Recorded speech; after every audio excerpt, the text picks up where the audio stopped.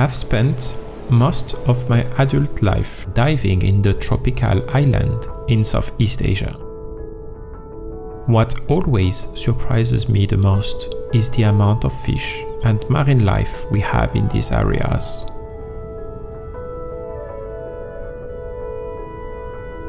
While I know that fish populations are declining around the world, I could still find thousands of species here, interacting with one another and creating one of the most dense ecosystems on Earth.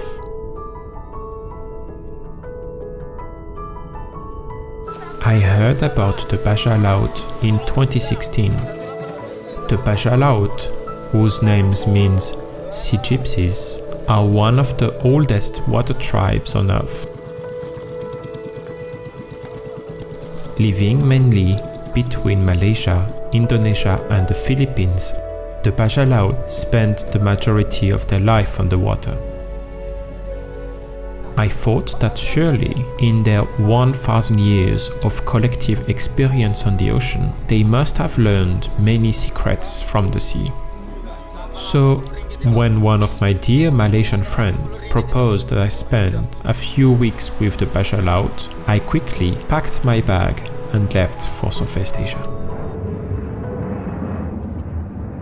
After a long journey across the globe, I arrived in Semporna in the Sabah region.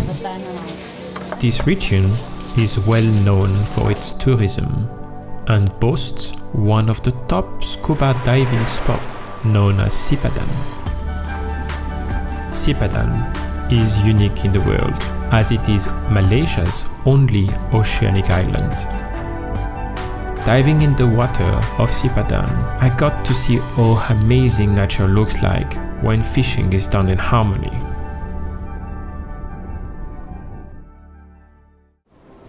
After the dive, my friends and I went to one of the nearby islands, Mabul, which is one of the home place for the Bajau, and where I will spend most of my time. The Bajau Laut make their income from the ocean.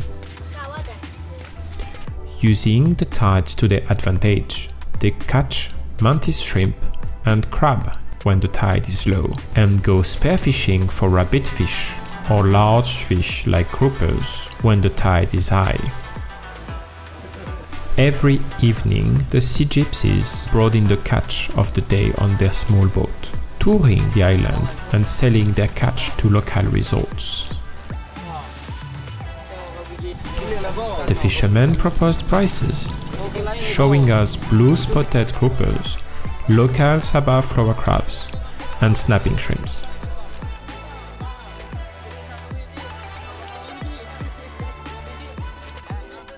But the resort manager has a keen sense of the bargain he is looking for. The prices are too high for the fish. I'll wait a bit and then ask again in a few minutes, he says. All the boats follow him, the prices getting steadily lower as more fish is sold.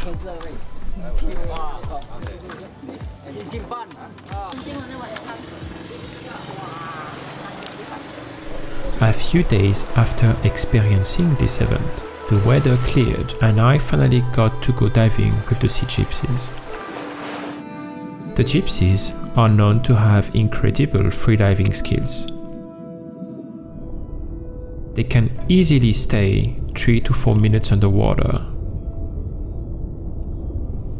Using special-made spear guns and a small fin, they catch fish one by one.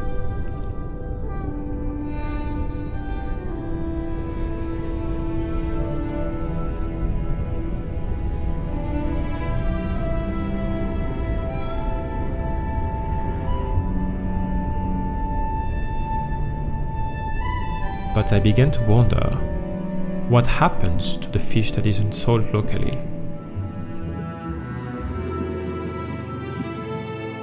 This question brought me back to shore, to the city of Tawau. Tawau is quite a big city compared to Semporna and the island of Mabul, and is known to have one of the busiest fishing harbours of the Sabah region. so I followed the fish all the way to one of the markets in Tawau. These fishes are for this market. Okay. Fish arrived in ice container to the fish market here. Look, is the eye clear enough? If it's clear, the fish is fresh. And then we look at the gill. This should be like yesterday's afternoon. Yesterday night or afternoon. Most of the market workers were surprised to see a foreigner, I think. Most foreigners probably don't want to see this part of the system, but I was really well welcomed, and the workers were really happy to show me their best catch. This is the way we pack them. Okay. And we sell them. Berapa satu? 160. 1 kilo? Iya. 160 ringgit for a kilogram. That's alright. So this is most probably it's about 400 grams. So it's about like what? $50, 50 ringgit, 40, 50 ringgit. That's alright. Somewhere around there, about 50, 60 ringgit, yeah? Ini paling mahal. Oh, they freeze them like that again. This is the most expensive fish, the sultan fish, the sultana fish. It's very, very expensive. Berapa ini satu? 180 1 kilo. 1 kilogram, 180 ringgit. Okay. Good fish. If it's wild, it can fetch up to 1,000 ringgit or something. Wow, okay. While speaking with the local workers, they told me that the best catch is generally reserved for export, and that the rest is sold through at big fishing markets such as this one. As we were talking, a customer came and brought some fish. "This is going to be dinner," he said. And while our adventure ends here, I can't stop thinking about this experience. Thanks to the Bajau Laut and the many other people living by the sea, I finally understood how sustainable fishing can help feed an entire tribe while preserving the beauty and diversity of the ocean.